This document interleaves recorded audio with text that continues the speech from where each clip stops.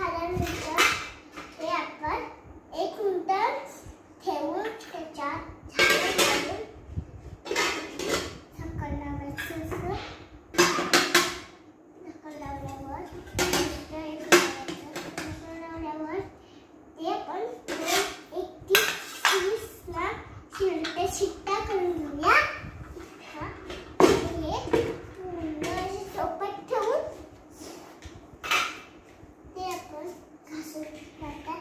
मी एक खोबरं घालून एक तव्यावर खोबरं किसून घेतलं. खोबरं किसून झाल्यावर ते आपण त्याच्यात टाकायचं. मच्छी काय बनवते मॅडम तुम्ही? मी मच्छीची रेसिपी बनवते आणि इल्यांची पण रेसिपी. मी मधुरा रेसिपीत मी चिन्मयी रेसिपीत आता मी हे बनवणार आहे.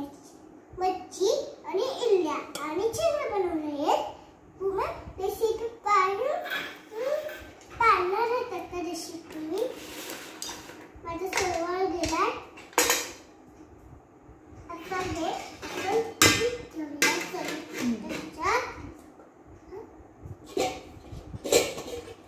आता पीठ घ्या आणि ते जाळून घेऊन त्याची तुकडी करून मी आता झाकण लावते. झाकण लावल्यावर 20 ते 25 मिनिटातच ही आपण हे कुकरच्या शिट्ट्या 2 करून घेऊया आणि झाकण काढूया. आता ते पीठ घालूया. वाव, हे किती छान दिसतंय.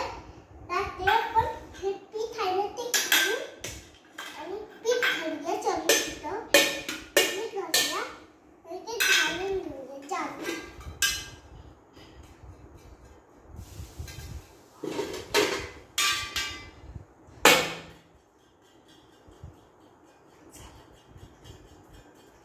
हे झालं आहे. तर हे आपण हे दुसरं पीठ घालून घेऊया आणि मीठ घालूया भरपूर आणि ते घालून झाल्यानंतर थोडीशी काही झाली ते आपण घालून घेऊया.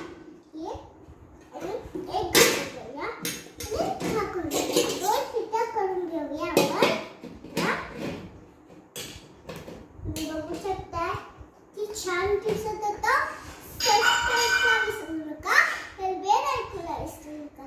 वेगळ्याच कारण ही तुम्ही रेसिपी पाहिल्यानंतर तुमच्या दोघांचे खूप खूप मनापासून स्वागत.